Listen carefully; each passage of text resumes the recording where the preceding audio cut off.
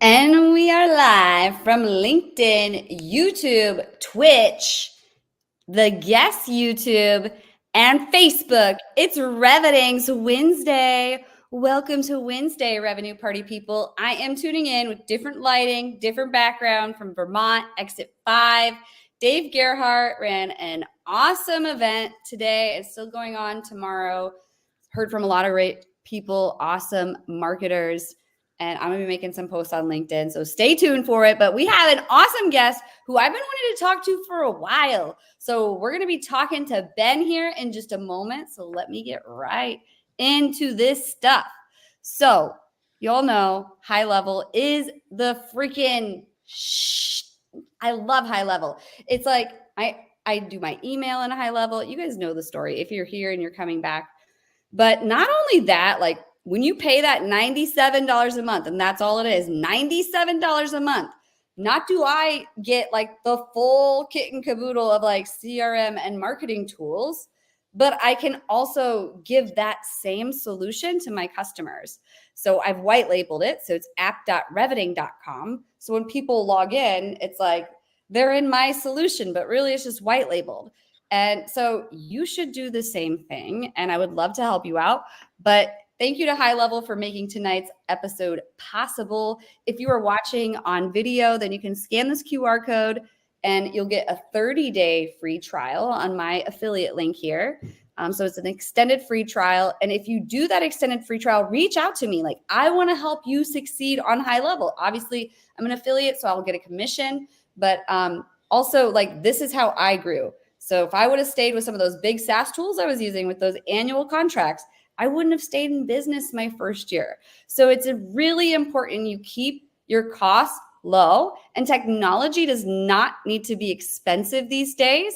And it can be very robust with more features than a lot of those B2B big SaaS tools that y'all are using. So let's just get on over to Cherry Assistant. So I've been talking about Cherry Assistant a ton this week at Exit 5 because everyone, well, there's a lot of founders here and people are busy, man. There's just a ton to do. And I have been extremely grateful for Cherry Assistant with helping me with video editing, social posts, scheduling live events for myself and my clients. It's a game changer to have. And I know that sounds like AI. That really was me saying it's a game changer to have Cherry Assistant helping you because they'll place you. You're working with a service, so they'll help find the right VA in the right location with the right time, as well as the right skill to help you with whatever it is you're looking for. So just tag Cherry Assistant, in the comments of the episode tonight to enter to win 10 free hours with a virtual assistant to try it out yourself. And if you tag high level, you'll get a high level swag pack. So let me tell you what else we're giving away. What's up, Erica? Giving away tonight. So we've got prize 1 is high level. Prize 2 is Cherry Assistant, like I just told you. So right there, just tag them in the comments throughout the show. Prize 3 is a wireless headset from Headset Advisor. This is a professional sales headset. So like when you're on your Zoom calls, you can get up, go get a cup of coffee. No one's going to know. You're going to have noise canceling. So just put hashtag headset in the comments during the episode, and we'll do a draw for one winner to get the headset at the end of the show. And then hashtag email if you want that 1 year free on Lavender Pro. So if you haven't heard of Lavender, you clearly have been living under a bush, but it's basically a Chrome extension to help you optimize your email. So it'll help you with tone, helps you remain concise. So if you are not sure of what to put in your email and you're not well-versed in writing really concise, cold emails, especially, get Lavender. Enter for that 1 year free. It will help you. So prize 5 is for my program. I'm coaching. Used to be 4 days a week. I'm going down to 3 days a week for 1 hour. We're doing personal branding. We're coaching on going live and also how to grow on all the social channels, not just LinkedIn, but I'm also a TikTok seller. Like legit, this jacket I got on TikTok. Brands will send you things for free. They want to send you samples. So I'm getting my wardrobe for free. I'm getting like toothbrushes and like random stuff that brands want to send me for free, all because I built an audience on TikTok and I want to show you how to do that too. So put hashtag personal branding to enter to win a space in my program. And then also hashtag revenue is going to get you Ben's prize. I'm going to let him tell you about it more here in just a little bit, but you can see it's a promo or free courses on Lazy Sales website. So you're going to want to enter to win that. So again, I'll be showing the keyword throughout the episode. If you've been here before, you know the drill. Just put in the keyword and you can enter to win. But I just want to get right into it. So let me bring in tonight's guest. Welcome to the show, Ben. Thanks so much for having me on, Jesse. Thank you for being here. It's a pleasure to meet you. And we met on WhatsApp, but that's not like really meeting. And, I'll probably meet you in person one day and then I'll be like, nice to meet you again. Yeah. People are like online. They're like, nice to meet you. I'm like, I don't know if we're really meeting. Right. Like, let's just keep it real. Okay. Like I know you, but I don't know you. So I'm looking forward to getting to know you better. And speaking of that, I can go scan LinkedIn and read your entire resume, as can the 3 people who are on YouTube and I don't know however many on LinkedIn. Let us know if you're here. By the way, if you're watching, this show is for you. So put in your questions, put in your comments, keep us honest from the comments. But until then, we want to know more about you, Ben. Like we want the full life story. So where were you born and what brought you to now, and fill in the gaps between your resume. Yeah, so I was born in Marietta, Georgia. I lived there for about 10 years. I moved to New Jersey when I was about 10. I lived there for 2 years. And then I moved to Florida. And if you're doing the math here, I'm like 12 still. So I lived in Florida for about 20 years. And I just moved to Charlotte, North Carolina. Me and my wife bought a house up here about a month and a half ago. So yeah, I mean, my parents had moved around a little bit when I was younger, and I obviously I'd wanted to leave Florida for a long time, and we finally saved up some money and bought a house up here. But the stuff that you can't find on my LinkedIn, gosh, there's probably a lot of stuff that I shouldn't talk about that you can't find on my LinkedIn, unless you're in the FBI. No, I'm just kidding. But I used to run a recording studio. I don't think it says that on my LinkedIn. Maybe it does. I used to run a recording studio at my house. I worked with like a lot of big name artists. Not that I didn't work with the big name artists out of the recording studio out of my house. I worked in other recording studios where those people were working with big name artists, and I was just, there working with them. I worked at a music education startup, which I don't have on my LinkedIn. And that was actually a venture funded startup. That was actually my first startup experience. I did not actually know anything about venture funding or startups at the time. Um, so people ask me if I've ever worked at when you interview, people will ask you, "Oh, have you ever worked at a startup? You ever worked at a software company?" And like when I got my first SaaS job, I didn't mention that job because I didn't know it was even relevant. Now I know it's relevant. Um, yeah, I think the only, I think a lot of people probably do know that I ride a motorcycle because it's in the emojis in my name on LinkedIn. But yeah, I mean that's just a little bit of it. Love it. Sorry, it took me a moment to come back because I was trying to like ask people in the comments. I see there's 7 people at least on LinkedIn. Like, who are you on LinkedIn? Let us know. Like, who are we talking to? Where are you tuning in from? What do you do for a living? Or like, I don't know. We want to know like what brings you out at 9 p.m. as you're scrolling on LinkedIn.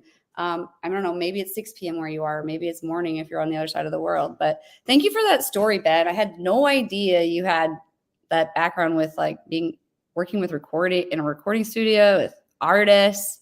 But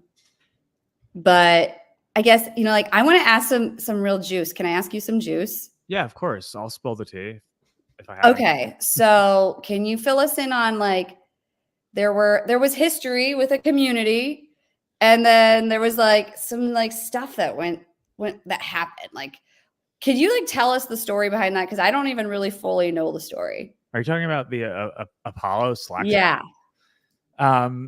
Yeah. So I was on in the Apollo Slack channel. A lot of people there.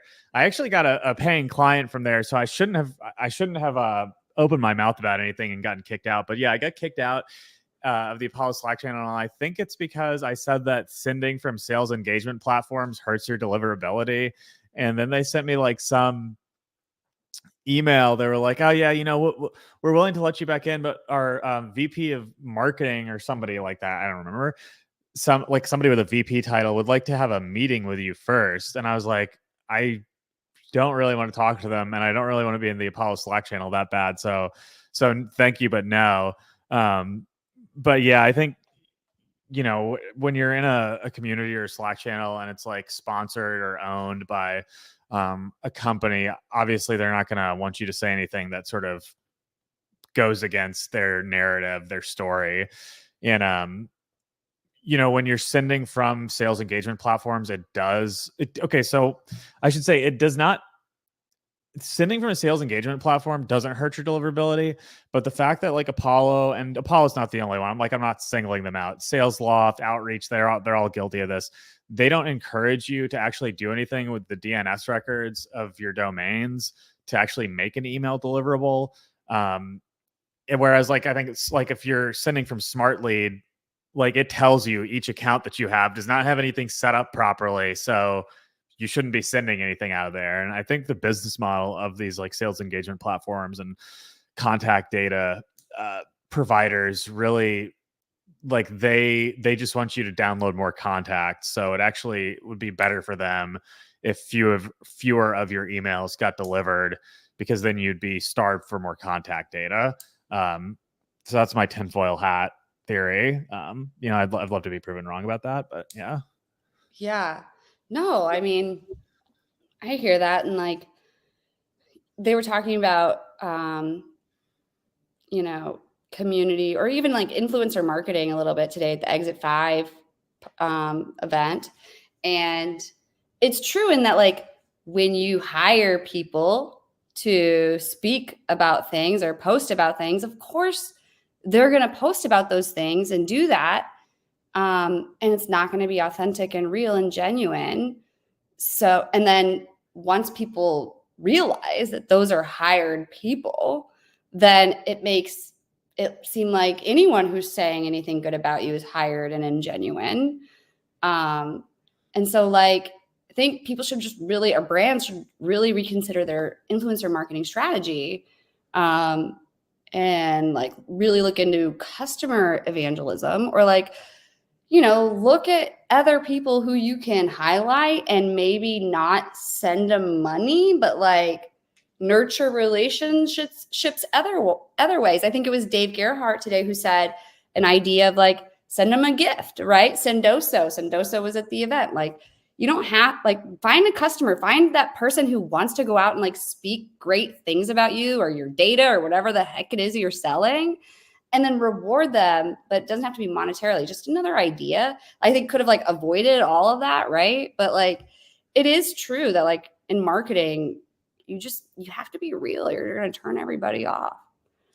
Yeah, I mean, okay, so like somebody says something in your Slack channel that you don't like, instead of just being like, "No, we're just going to kick you out." Like, okay, why don't we have a discussion? If what I was saying was untrue, we should have had a discussion in an open forum, like on there, where they could have been like, "Actually, no, that's not true for X, Y, and Z." But the fact that they were like, "No, we're just going to kick you out," that to me says that like they probably are guilty because they know that it's true. But like if you want to look at a good example of influencer marketing, I say this all the time, like Clay has like the best influencer marketing program I've ever seen. You're right. That's a really great example. Thank you. Yeah, because they just send people, like they sent me, this hat and a bunch of other stuff. They sent me like one of their little clay figurines of me. Like that's a really like powerful gift to send somebody. If I was buying enterprise software, if I was in a position to like buy enterprise software and somebody sent me a clay figurine of myself, like what, that that is a pretty good indication of that this is truly like one of one marketing communication, and they're not just spraying and praying. Like a lot of effort and thought went into that. Yeah, for sure. They're like building meaningful relationships, and they sent you a gift, and I was like, they recognized you. I think that's really powerful. Yeah, I won't forget it. That's the thing. Like, yeah, forever etched in my mind. And I will say Clay is a brand I saw on a couple slides today at the B2B marketing event. And I would say this is like a prestigious sort of B2B marketing event. You got founders, Dave Gerhardt running this, who basically interviewed like every CMO in the books, and like from a marketing perspective, like Clay is doing everything right in terms of influencer marketing. They have a unique product too that I would qualify for sure them, because which then makes people want to talk about it, right? You don't have to pay influencers. Yeah, because like they're like, oh, look at this. Like, to me, influencer marketing should be obviously like kind of like you said, like, not to say that you can't pay people, but if you're going to do it, it should look like you didn't pay them and they just use your product to solve a problem that they've been having, and they want to show people and be helpful. Oh, look at this problem I was having, and look how I used Acme widget to solve it, and look at this cool video I recorded of how you could solve it too. And it's like enthusiastic and like passionate, and not like some of the really bad influencer marketing campaigns I've seen where people are like paying people who aren't subject matter experts in whatever the whatever they're selling. They're getting people to do influencer marketing who aren't subject matter experts in that domain, and it just totally, in my opinion, like it totally kills their credibility, like both the company and exactly and the golf game and the whoever's shilling it. Yeah, for sure. Okay, so we haven't even gotten into the topics yet. So let's get into some of the topics. But thanks for like getting real with me, because I wanted to know. And then also before we get into the topics, there's your newsletter, right? So you have a newsletter. Let's plug it. Where can people find it? But then also I heard through the grapevine there was like you were spilling the tea in your newsletter after all of that. Were you throwing shade on people? Like, I'm not in your newsletter, so I'm going to go subscribe right now. But this is just what I've heard through the grapevine. I posted a newsletter and I think I kind of regret it, but I did it and it's out there. So, whatever. I did post a newsletter with my 5 least favorite people on LinkedIn.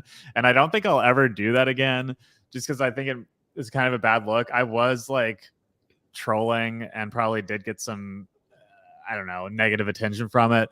But it was just like, I don't know, man. There's just a lot of hypocritical people on LinkedIn and in the world. Like, we're all out here selling something. I'm selling something. Everybody's selling something. But For instance, like if you are somebody who takes money to advertise something and you're not disclosing it, first of all, that's against the law. But second of all, and it's not a product that you've like ever actually used, then people get in a lot of trouble for that, like in the B2C space and in B2B. And I'm not saying like people should go to jail or something. Like I don't care that much. I just think it's a really like bad business move. So anyway, and I don't really do much with my newsletter. Recently, I haven't done much with it. The only thing I really do with it is like let people know when I come up with new content, and that's like a training material, instructional PDFs. I might start using it to like push my YouTube more since I do have more newsletter subscribers than YouTube subscribers. But yeah. Yeah. Hello, AI. Just like pull the transcription out of any YouTube, train your AI to do a recap, and then like summarize the full transcription into a recap. Boom. There's your newsletter. I mean, that's a pretty good idea. And that's what I do. And I sell it. You sell your newsletter? It's like a paid. No, I sell that as a service. So like I help people go live. And then when I help people go live, we're not just going live unless that's all they want to do. And then great, then we'll just help you do that. But we'll help you, or I'll even help you coach you so you can go do it on your own. But like we'll help you go live. And then you have that video. And like I heard Ross Simmons to talk today, and he's just so awesome. You should go search him on LinkedIn if you're not following him. But like he is the recycle your content guy. So like he has inspired me so much. And so already, because like he's been on this show before, and before that I was consuming his content for years, and he's just been saying it over and over. Recycle your content. Like marketers, we're sitting here creating all this new content all day long. No, go pick your 5 best pieces and rework them. And then like, that's what you do. So every week when we go live, like I'm going to take this, Sabrina is going to help me. She's with Cherry Assistant. She's going to help me cut them all up using Opus Pro, video.ai. There's all these AI tools that will clip stuff up for you, but then also you can extract the audio, feed it to your AI and get blogs, get newsletters, get all that other stuff. So not only we do that for ourselves, we do it as a service. But you should do it for yourself as well. Like, you're a smart dude. So just like, you just got to build the process. Just an idea, because I want to read more content from you. So if I wanted to subscribe to your newsletter, am I going to lazysales.xyz? Yeah. And up at the top, it'll say sub to newsletter. But I mean, you're 100% right. And I can't remember who I was listening to, watching something the other day where I think I was listening to Make It Happen Mondays with John Barrows, his podcast, and he had somebody on there who was trying to get him to start a newsletter. I think it was the Alex Lieberman episode who did Morning Brew. And he's like, John, you have like 10 years worth of content. Like, there's your newsletter. Because he was like, oh, yeah, I don't know what I would write in my newsletter that I'm not already writing on LinkedIn. He's like, you have like 10 years of content. There's your newsletter. Just go. And I'm on the same page. Like, yes. I don't have 10 years of content, or I do, but only probably the last 2 are worth reading. The rest of it's not related to LinkedIn. But yeah, a lot of stuff there to choose from. Like, you don't have to be a novelist to like have a newsletter. Yeah. Also, like if you're sitting on video footage, then just like clip it up, and then you got TikTok, YouTube Shorts, all those things. Like even LinkedIn cares about video these days. Yeah, I'm not too like bullish on the TikTokification of LinkedIn, just because like, and I did post about this actually, which I could totally put in a newsletter. Like, a lot of the ideas that I want to explore, I don't, they're not going to translate to like 30-second clips. But I'm not saying it's a bad idea. Like, if that's just me. Yeah. So earlier when you were talking about, I can't remember what you were talking about. I think it was we were talking about giving an influencer something for free rather than or a customer evangelist, something for free rather than giving them money. So TikTok is actually, I like TikTok. Actually, all these social platforms, I was like social media manager. That was like my first role. I worked my way up to CMO. So like, I'm all about social media, but I hate them all. You know what? Because all of them can shut you down at any damn time. Like, you do not own your audience. It's smart to have a newsletter, to be owning your own first party data. I digress. But what I love about TikTok, even though I don't love any of them, I say I love them, but I don't really love them. But TikTok, they have the TikTok shop, and it's a really great process as a seller, because once you hit that, like, I think you have to hit a certain follower threshold to become a seller. They changed it. That's why I say I think. So it's like 1,000 now, because it was 5,000 at one point. But I need to go triple check, because that 1,000 might not be available to everyone. But if you have 1,000 followers on TikTok, you may be eligible to become a TikTok seller, which means you're eligible to receive samples. So this is a sample, all the, like, these brands will be like, hey, can I send you product? So, like, yeah, it's a gift, but like, they're coming on my radar now. I have people who want to send me clothes and like make video in them, because when you agree to take a sample on the TikTok shop, you are agreeing to make a video on it. But I don't know. I've become a fan of the TikTok thing just because I guess I've monetized it now. Yeah, TikTok TikTok entering e-commerce was like that. I mean, that's kind of huge, and I know that there's other like platforms too that are trying to like follow suit there. I'm pretty sure I read about YouTube trying to like follow suit there. Like, whoever thought of that was a genius. And I have bought a t-shirt off of the TikTok shop before, and just one, but now they know that I'll buy stuff, so they probably like prioritize that stuff in my feed now. Yeah, for sure they are. I call it the communist algorithm. They're gonna like it. Indeed. It's very balanced, but they're gonna target you. But also what that means is like anyone can go viral. It's like, it's so random too. It's like, it's such a trash platform as well, because the one video I went viral on was because my earrings looked like anal beads. Nice. I digress. But so much we could get into here, but let's get into talk less and listen more. And this is a big one, because a lot of salespeople have a hard time shutting their mouth and opening their ears. And as a marketer, that's what we want. We want the salespeople to shut up so we can hear the customer talk more on those gong calls. But to understand the customer needs. Yeah. So what's your take on this? And I'm happy to hear that you're coming from the sales side saying this. Yeah. So one of the things that I think about, like, listening to the customers, and okay, so on the one hand, you do have like the sales level interaction of me on a discovery call. Like, I'm listening to somebody and I need to try to uncover what is what they think at least is hurting them. Because a lot of times people come in with, a broken arm, but actually they like have arm cancer, bad analogy. My apologies to anybody with arm cancer, but, and then there's like the marketing level, sort of listening going on, where there's a quote that Henry Ford actually didn't say, from what I understand, about, if I'd asked people what they wanted, they would have said faster horses. And of course he's, because if you don't know who Henry Ford is, he invented the Ford automobile, or the people his company did anyway. And his point being, like, people will say what they want one thing, but really, like, it might not be what's best for them, or or what's gonna I don't know, make the biggest impact. So, like, for instance, since I got fired recently, which, we could chat about that perhaps in a limited fashion later. But like, and so since got fired, I've been talking to a lot of like revenue leaders, people who run agencies, sales leaders, both in an interview capacity and as well as a consultative capacity, maybe doing some work for them, contract work or whatever. And people will say like, oh, well, we're having trouble building pipeline. We don't know like how to build an outbound program. And,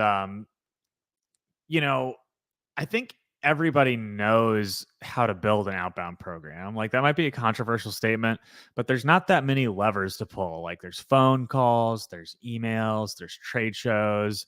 Like, everybody knows that that's what you need to do. I think my observation with most people that are having difficulty like building a sales program or generating pipeline is that they're not really willing to put in the investment up front in order to do so. And so my whole thing with listening to customers is like, yeah, we need to listen to them, and I don't take them at face value too much, because I think if you're talking to me about your problem, something's gone wrong somewhere in your in your process, because it's not like I'm like some captain of industry or something like that. Like, I'm just some guy. So like, if you're talking to me about your problem, um, it's probably time for like a new diagnosis other than what you think is the problem. So listen, but be skeptical. Always be skeptical. ABS, always be skeptical. Yep, not ABM, but ABS. Always be skeptical. Yeah. By the way, I see someone commenting as LinkedIn user within StreamYard, which basically means we're not going to see your name in StreamYard. And if you enter to win prizes, it won't register. But James, thanks for entering to win. So speaking of like closing your ears and opening your mouth on this listening topic, I really like this topic, Ben. And we let our guests choose the topics here. So I liked that you brought this one up. When I was in school, what I think of, like, when I think of this, I think of like qualitative research because I studied sociology, right? So you want to close your mouth and open your ears. And we had to literally, this was 2006, like record audio interviews of people talking about whatever you're interviewing them about, right? You got a hypothesis. This is science. You have your hypothesis. You're going to go ask all these people from this group this question. Then you're going to transcribe it. And then you're going to find the commonalities between those transcriptions, right? And so, like, in order to do that well, in order to get the proper qualitative data, you as a researcher literally ask the question and then shut your mouth and open your ears so you can collect that data. You go back, you transcribe, and you're like, why the heck did I interrupt them? And it's the same thing on like a gong call, right? But I like to do the research example because it really is data collection. And when you start talking and you don't let your customer talk, or you don't put them at the forefront and just ask them questions, then like you're not getting the data. That's how I like to think of it. I would too add to that like a discovery call, or when you say gong call, it just makes me think of a discovery call. Like, I know there's more Right. to the sales process than the discovery call, but I've always like, when I've watched people who are like truly masterful sellers, like it looks like from the outside that they're just having a conversation, like they're just chatting, but like I know that there's a system and a process in place where they're uncovering pain and connecting, like finding ammunition, for lack of a better word, to connect their solution to what's going on with this person or this company. But it looks very casual. Mm-hmm.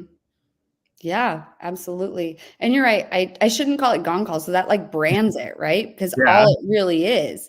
But as a marketer, sometimes that's all you have access to is like, hopefully you have some sort of software like that. Unless you work with a friendly salesperson and they'll like invite you on sales calls so you can hear the customer's voice. Otherwise, you're literally like just waiting on secondhand data, which as a researcher, you don't want that secondhand data. You really want to hear the emotion and see the nonverbal cues, and like marketing should have access to that information. That's all I'm saying. I digress. Were you gonna say something? No, I was just gonna say that a gong has the Google effect when a company's verb, when a noun turns into a verb, they've been verbed. Yeah. Gong, You've been verbed. Yeah. So good for them. Yeah, for sure. So James is saying if you're building something innovative, your customers have no clue if it's the right fit. Listen to the problems they have, not what they say they need. Right. You got to peel that onion, right? Like, what's your whole take on that? Like, how do you uncover the problems of the person on the phone? Well, I mean, if they're willing to talk to me about their problems, I would just pick, like, there's a lot of doctor analogies that I think are very apt in sales. And, if somebody is like, I hope this doesn't upset anyone, but like if somebody's like very overweight, and they might say like, well, I don't need to like, change my diet. I just need to get more exercise. Well, that's true. You do need to get more exercise, but in order to lose weight, the only way to do it is really to be in a caloric deficit for the most part. Uh, so there's things that I don't want to do that I need to do Right. sometimes. And so like when I was working at Lightyear, like we'd be getting, and without going into detail because it's totally boring if you weren't in this world, but like we'd be helping IT departments get off of spreadsheets when they're managing network infrastructure. So that just means like their telecom and internet assets. And one of the parts of that onboarding process is for them, if they don't have a spreadsheet, which a lot of these people don't, they have to make one and give it to us. That's part of the onboarding process. It's going to be 10 times better once you're done, but it may be a giant pain in the ass in the beginning. So yeah, sometimes people just start. I mean, I'm not any different. Like I'm not special. Like I can be in denial too about the stuff that has to be done. For sure. I could be in denial of that. It's already 9:38 Eastern time. What the hell? We Yeah. are going to get into a couple more hot topics right after these messages.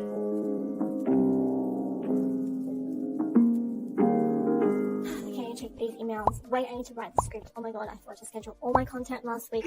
I know the chaos of running a one-person business can feel too much sometimes. Cherry Assistant has become my secret weapon to success. Having an actual niche assistant has been so game-changing. But since bringing on one of their virtual assistants, they have been handling all my nitty-gritty tasks, from DMing people on my socials to following up with leads, even doing the cold outreach for me. Plus, they help with all the tedious admin tasks like managing emails, scheduling appointments, reminding me of appointments. Just imagine the time that you're going to have when you have an actual niche virtual assistant helping you with all these things. So with your assistant, you're never going to have to worry about the little things again. You get on a call with them. That way they can actually gauge your business needs and they're going to help you fill the gaps. You go to cherrysystem.com, you can get on a call with one of them and they're going to help you find your person. Now you can actually finally free up some time to focus on building your empire.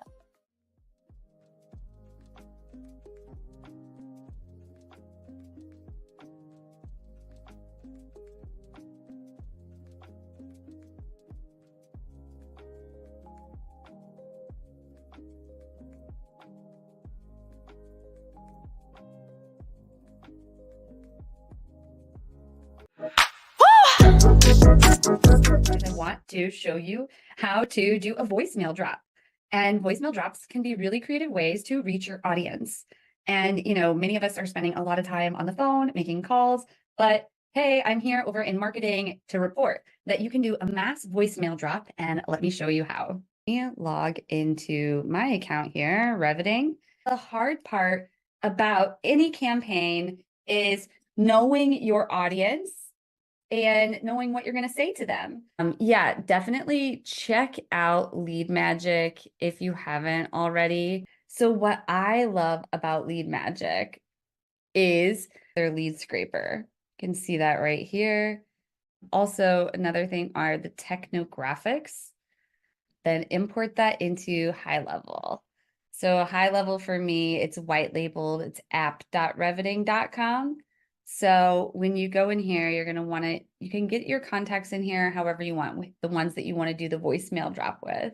Once you know who you're sending your voicemail drop to, create a new workflow from scratch. And you can add in your trigger, which would be the tag that you add. For me, and for this example, I'll go ahead and say tag added, and it will be anyone who downloads my free LinkedIn 5-day challenge workbook that's on my LinkedIn page. And if you get that, we'll go ahead and wait just for a minute, save action, and then we're going to do voicemail. All right, so now I need to get a voicemail and I need an audio file.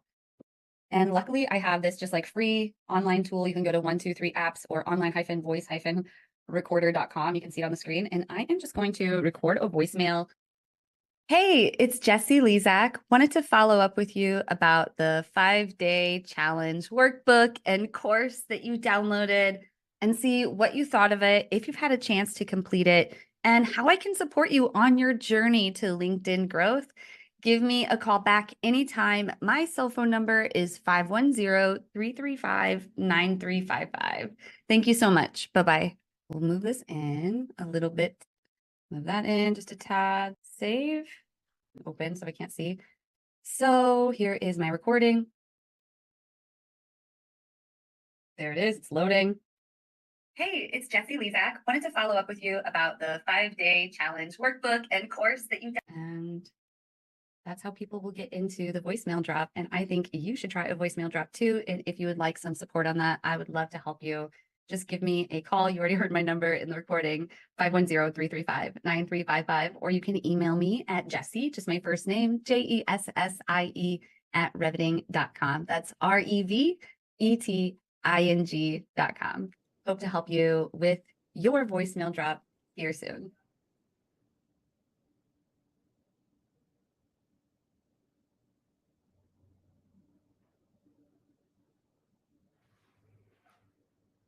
Thank you, High Level and Cherry Assistant, for sponsoring this episode. And High Level does way more than a voicemail drop.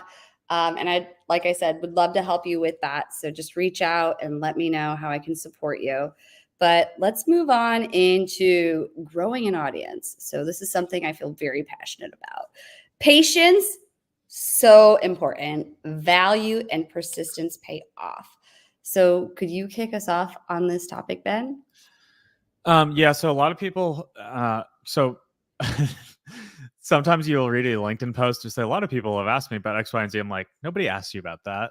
No, I know nobody asked you about this, but people really do ask me about this. I just want to get that off my chest. Maybe I'm a little bit self-conscious about, how do you build a LinkedIn audience? How do you start posting? How do you build an audience anywhere? Because I've started to build an audience on YouTube. It's very, very tiny. I used to do more TikTok stuff, but like I said, I'm just not like super bullish on TikTok. Like I've actually gotten more leads off of YouTube, and I only have 70 followers. Like I'm already getting leads there. But anyway, I just post something every day. I don't really have too much of a strategy, except that what I do know is that if you can both educate and entertain, that people will gravitate towards that sort of content. Persistence, like when I first started posting, I was still selling motorcycles.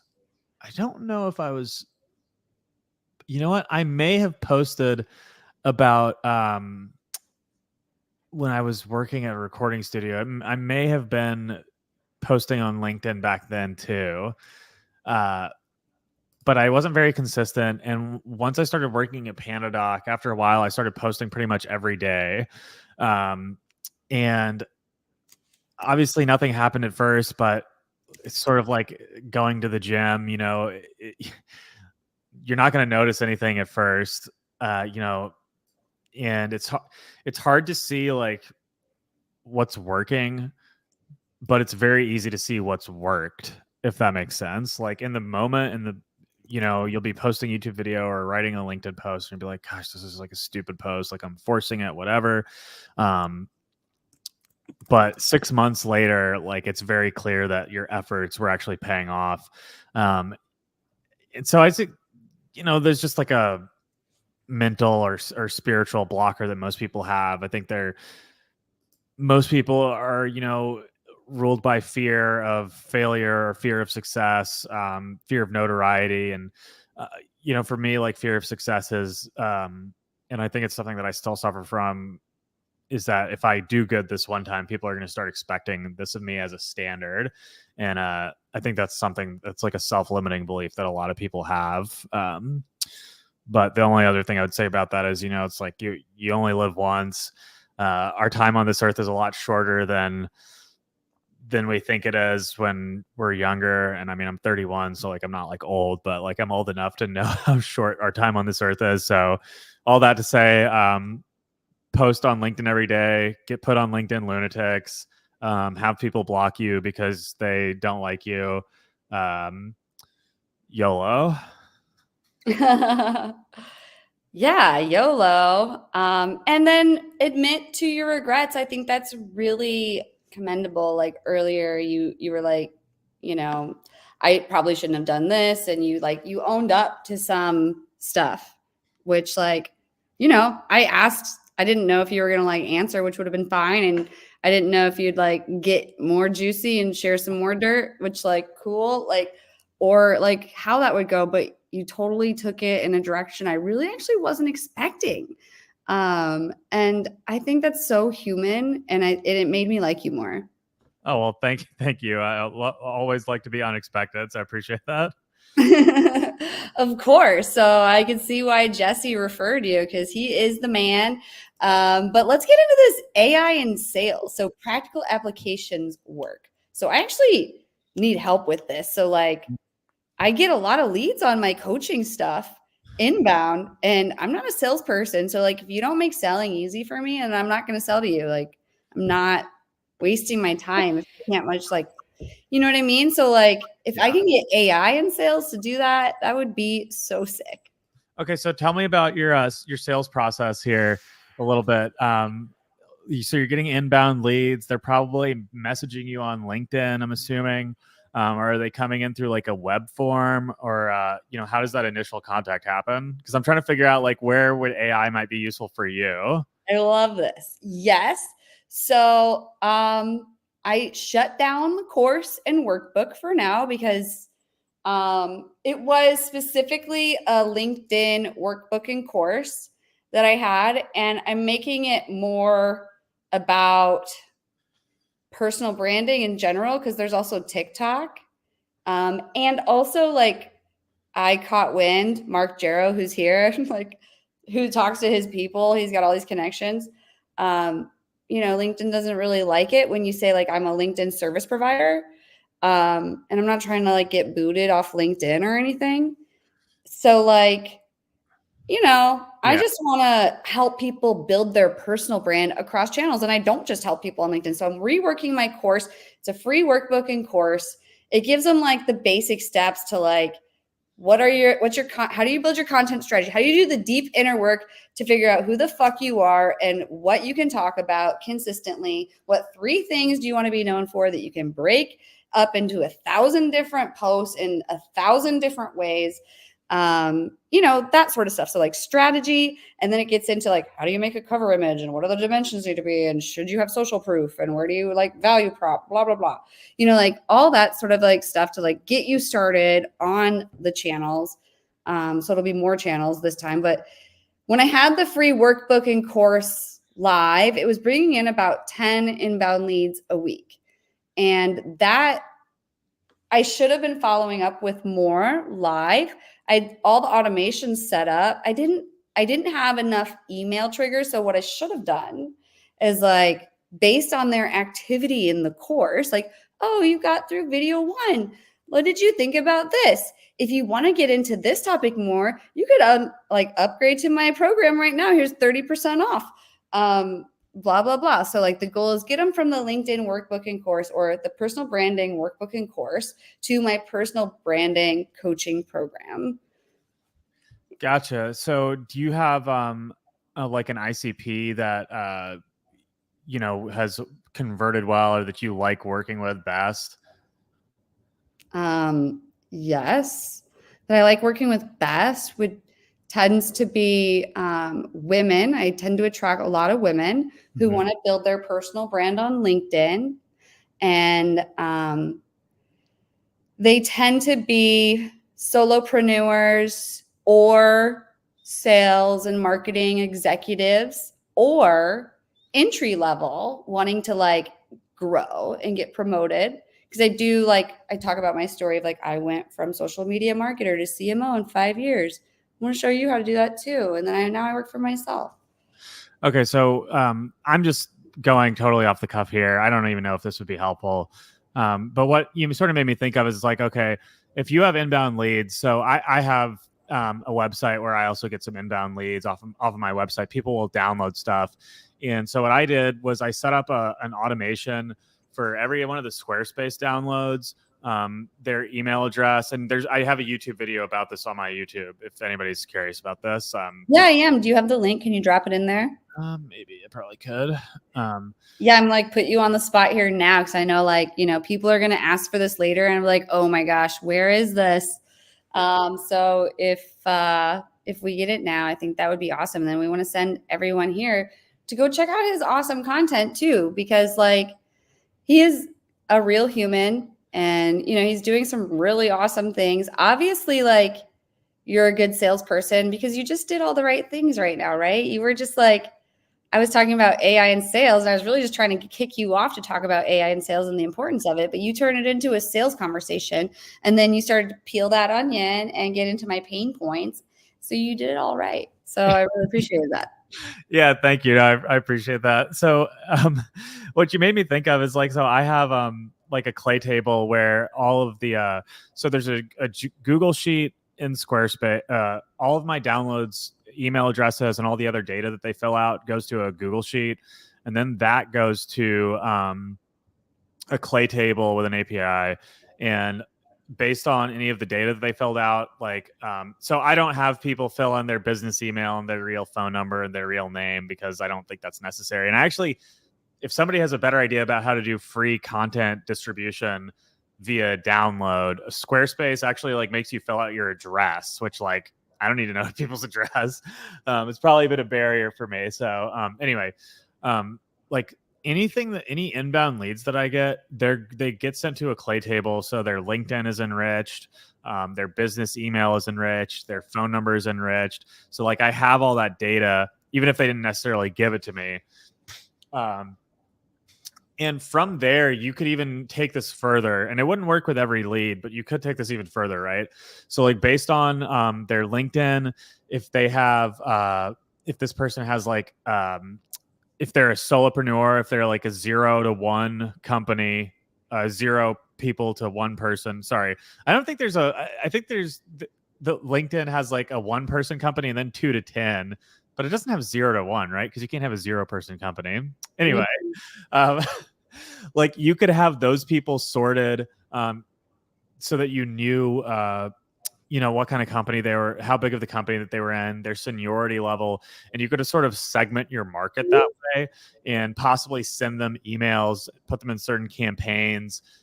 Like, oh, look, I got this solopreneur course, you know, send them emails about that. Hey, I have an email course about how to like be a woman in the workplace, trying to push a marketing career, because I'm sure it's hard. Like, you know, if you're working in a company that's anything like most companies, you know, it's hard to be a woman in corporate America.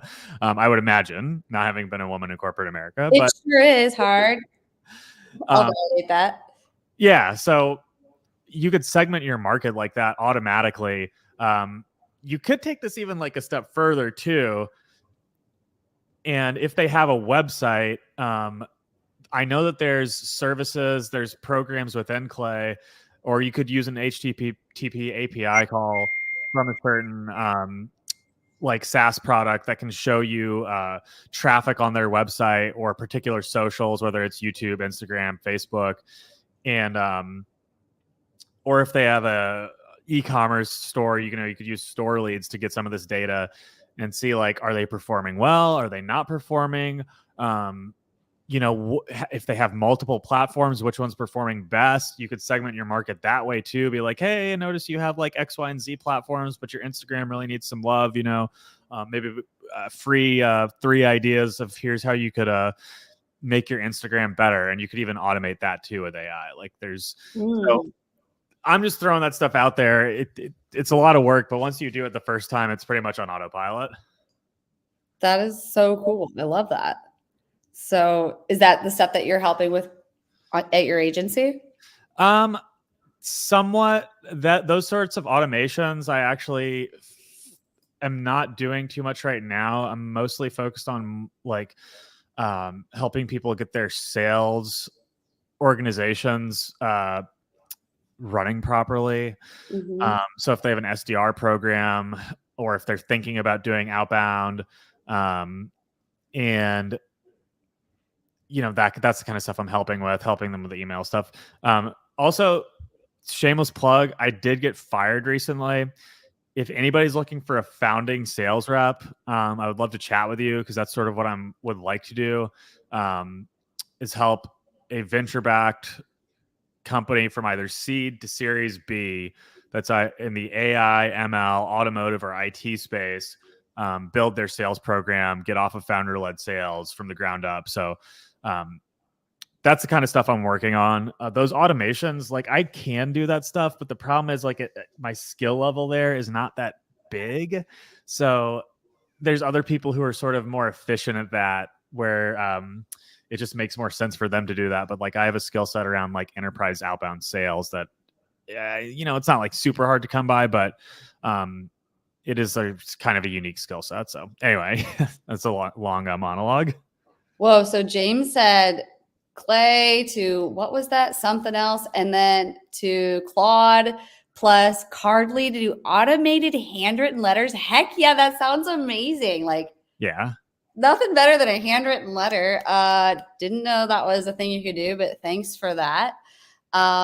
AI is amazing. Would love to hear anyone else in the comments. Like, what are your AI and sales tips? Or if you're marketing operations, whatever, like, what are your practical tips that a solopreneur like me who has to wear all the hats could use? But also let's get into this fourth topic. So GTM versus RevOps, new roles, reshape, growth teams. Could you kick us off? Yeah. So, I have in my headline open to account executive or GTM engineering roles. And a couple of people who I've interviewed with, they're like, so what's like a GTM engineer? And I tell them sort of jokingly, like, well, it doesn't really mean anything. It's not in the dictionary. Or like I referenced the Blades of Glory, nobody knows what it means, but it's provocative and it gets the people going. That scene. But basically, I had to describe it to somebody today who I was interviewing with. And how I would describe it is somebody who is truly embedded in the sales team. They're not traditional RevOps. They're not a Salesforce admin.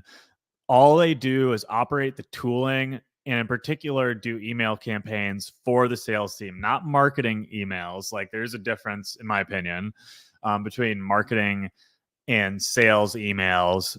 And by that, I mean like highly targeted emails based on triggers, news, real world events that are saying we need to reach out to these people. There's adequate reason to call them.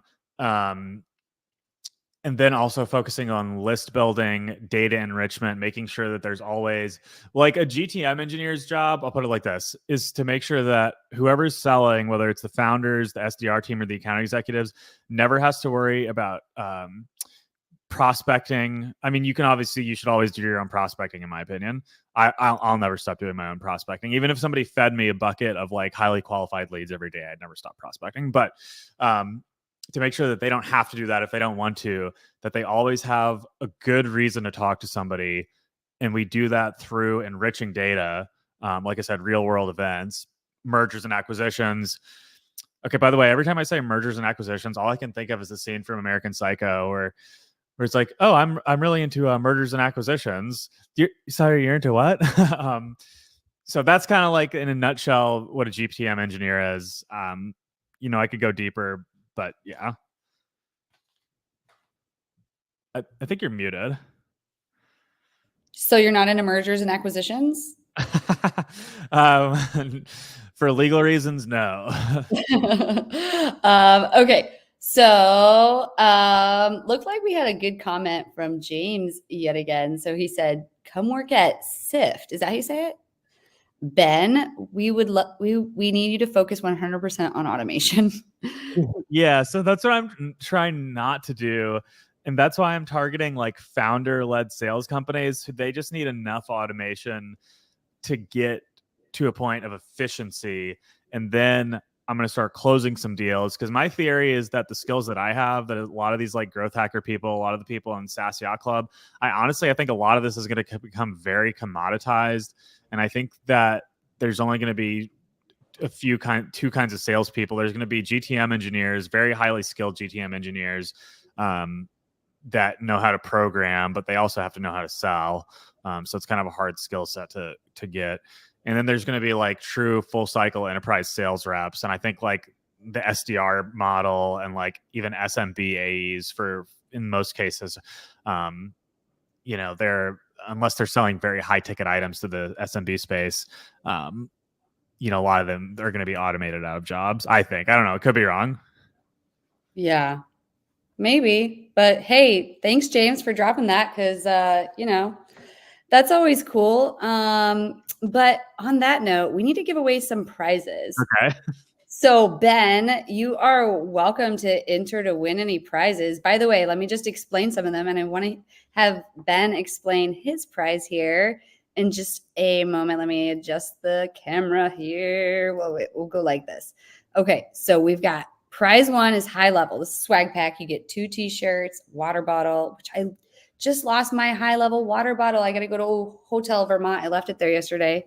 And so put high level in the comments to enter to win the swag pack. We'll connect you with the brands after the show if you win, and then they'll send it to you. And then Cherry Assistant, if you want 10 free hours of virtual assistant service. And they will, like, if you saw the ad during intermission, it's basically like they'll do data entry. It's like a whole, I can't even read off everything that's on the menu. It was 2 pages worth of things, but they do like video editing for me, posting live events, really anything you can build a process on. But for the free service, just go back to the intermission and you can see some of the stuff they'll do, but it optimizes your life. So try a VA, just try it out. 10 free hours. Just put Cherry Assistant in the comments to get 10 free hours. Prize 3 is that wireless headset. Put hashtag headset to enter to win the wireless headset, and then hashtag email for lavender. Have you ever tried lavender, Ben? I have a while back, not recently. Yeah. Any thoughts? I mean, when I tried it a long time ago, and it did help me. I know they've added a lot since then, so hard to say what kind of impact it would have for me today. For sure. Whoa, I don't want to cover you up there. So like move right. to the side here for us. Here, no, just I'll cover myself up like this. Okay. So if you could just tell everybody, if they put hashtag revenue on your prize, what are they getting? What I'm going to offer you guys is to send you all of the content that I've published on my website. And there's just like a couple of courses. There's the Job Seeker's Guide to the Galaxy, which is it's a step-by-step guide on how to use sales skills to go find a job, how to like enrich jobs on Apollo, send an email sequence. I've even got like cold call scripts on there to call when you're calling like hiring managers. I know people have gotten jobs using it because they've told me. I've got a breakthrough script, which is just a variation of something that Connect and Sell published many years ago. It's a cold call script that I was using for a long time that I still use. Then I got a couple of other things like surrounding automation. So if any of that's interesting to you, I'd love to send you out like a master PDF of all that stuff. Yeah.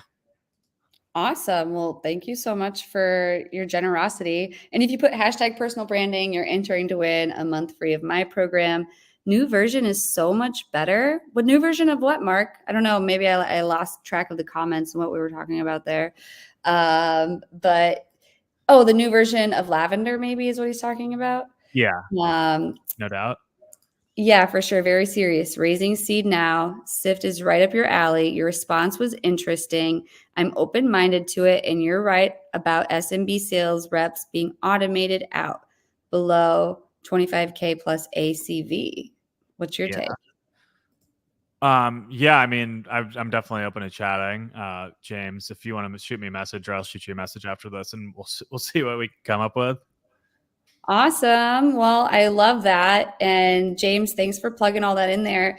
Whoever LinkedIn user is who just put hashtag personal branding, shout out to Sabrina with Cherry Assistant, who helps me track down people who enter to win prizes because it's not registering in StreamYard, which basically means you would have to adjust your privacy settings because you're not allowing LinkedIn to send your data to third parties. And StreamYard, where we're doing the drawing, is through a third party. So I can't get your data, LinkedIn user. I have to go to LinkedIn and find out who it's Grace. Grace. I met Grace this week at Exit 5. She is amazing. Grace, welcome to the show. Thank you for being here. Would love to have you in my program. Are you kidding me? So yes. And let's just give away some prizes here. So make sure you're entering to win, folks. So we've got, I'll put the keywords up here. Doop-a-doo-doo. Oh, I guess you still have a little more time to enter because we still need to hear your guru of the week, Ben. The guru of the week. Ooh, ooh, the guru of the week. I do that every week. I know it's super embarrassing. So I'm going to drum roll. Who is your guru of the week? Who should everyone go follow on LinkedIn, Ben? All right. So it's actually a former guest. It's Ryan Reisert. And the reason I'm telling people that they should go follow him is he was working a job for a while, and I guess he's not there anymore. And so while he was there, he wasn't really posting any content, which I missed. I really missed his content. And now he's back to posting cold calling tips, outbound sales tips, and just content in general around like growing your business. I've read one of his books, Outbound Sales No Fluff, that he published with Rex Bribbertson. I'm messing up your name, Rex. I'm sorry. I mean, I think now's a great time to be following him. Like, the phone is still, in my opinion, the most powerful channel, and a lot of people are letting off the gas there. And he's just a guy who I look up to. That's awesome. Yeah, Ryan is a cool dude. Like, we used to have this joke. I'm trying to remember how it started, but it was all about demand gen, because this show used to be called Whiskey Wednesday. It's still called Whiskey Wednesday on YouTube. And I would literally drink whiskey every week, but then, like, for health reasons, I stopped. Yeah. We would talk about demand gen, because he was all about that demand gen and that, content creation. And we would make a little cocktail, and it was like a little bit of gated content, a little bit of, I don't know why I forgot about that earlier, but it's so hilarious. Also, he made I used to have this like fictitious character come on, Karen. I wish Karen would come back on the show, actually. I should message Karen really quick, because Karen would love Ben. I'm saying Karen would love Ben. I'm messaging Karen right now. Okay. But Karen you have to go back to like earlier episodes to see Karen, but she had basically like, picture like Jake and Kate plus 8 or whatever that show was. John and Kate plus 8. I don't know. I know what you're talking about, but I've never seen it. They had like 20 kids or something like that. I don't know. How many kids? Or maybe 8. I'm not sure. But her hair, it was like epic, right? And so Karen has that hair, and then like she had like the Lego face. I don't know. You have to just go back to get it. But she just like works in HR and hates cold callers. So she would call in, and she would like ask like why people keep cold calling her to the guests, and then like the guests would react and be super awkward. But I digress. I don't know how I got on the Karen topic, but it's Ryan Reiser. He made a Karen song. So Karen, he made like da da da da, and it was like he took the voice. It was so epic. So when you go back and you talk to Ryan, ask him to play the Karen song for you. All right, I'll shoot him a message. Yes, you have to hear it. But tell us more about like your background with Ryan. The biggest thing about Ryan, and this is actually going to come full circle here, back to the beginning of the show, is he sent me a book called Exactly What to Say. I can't remember who the name of the author is, but it's just a book it's almost like a book of rebuttals. They're not really rebuttals, but like it's a lot of different ways to like phrase certain things when you're speaking to a customer, maybe on a cold call or on discovery call, negotiation, whatever stage you're at. Like, one of the things that sticks out is, if somebody's having a problem or whatever, and you're trying to give them some options, it almost sounds like old school car sales stuff, but I used to sell motorcycles. So like, I'm all about old school car sales stuff, honestly.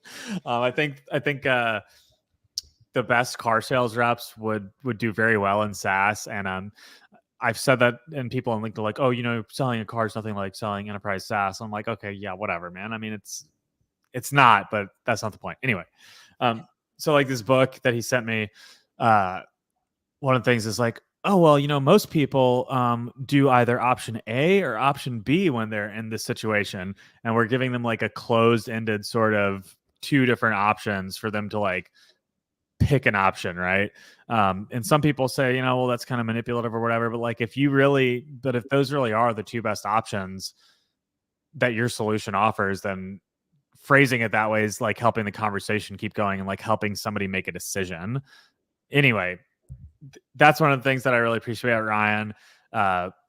Gifting that book was very impactful. Other than that, I mean, he just posts a lot of stuff about giving you reasons to pick up the phone instead of not pick up the phone. And for me, like, that's the biggest barrier to like picking up the phone. Is like, I don't want to, but I need a good reason to, and not a reason like, oh, I'm not going to make money, but like, here's a reason that I'm going to succeed when I pick up the phone. So yeah, for sure. Yeah. Well, I know there were some entries on some of the prizes and they're not coming through. I guess maybe because of the entry thing. So I do see the one for hashtag revenue. Who was it? I think it was James who put in hashtag revenue earlier. I think so. Yeah. Yeah. So James, you are the winner of hashtag revenue, because if there's not more than one entry, I cannot run it. So we'll go back and we'll find the one entry on all of these. And you are the winner of the prize for this. So thank you for being here. Thank you for being the one entry. And Ben, thank you for being here, for your realness. I really appreciate this episode. I think it's going to have a lot of because we repurposed this, and I'll send you the clips as well. I'd love for you to share them. But I don't know, you shared some really real stuff. I really appreciate it. I'm glad that Jesse connected us. I see what he sees in you. Obviously, James does too, because he's like, hey, you should come work at this business. You have to keep me posted if that works out or not. I'll make sure that James pays you a recruiter's commission if I go work for him. Awesome. You heard that, James. I hope so. But thank you, everyone, for coming. And before we go, Ben, could you just let anyone know? So maybe there's another James who's at minute 15 on this, and we get into this a little bit later. And they're not here live, or they're going to be hearing this in a week or two. If folks want to reach out to you, if they want to plug into your newsletter, could you just go ahead and spill the beans on how they could reach out to you? Yeah, I'm going to put it in the chat. It's just lazysales.xyz. Obviously, I'm on LinkedIn. If you're watching this on LinkedIn, there I am. If you go to my website, though, it's got a link to my YouTube, my LinkedIn, my newsletter. I think if you go to my YouTube, there's a link to my TikTok, which really doesn't have much more than repurposed content. Speaking of repurposed content. So I think those are the only things that you need. My cell phone is on my LinkedIn profile. Feel free to text me. Yeah, I'm pretty accessible. So sick. Well, you all heard it here. But until next week, when we're going to be talking to Dimitri Morgulis and Mark Pound, and we're going to be getting into some more hot topics on sales and marketing. Catch us here on WinsDay.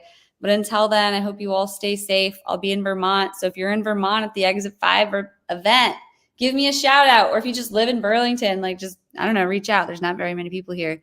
But thank you so much again for joining us, Ben.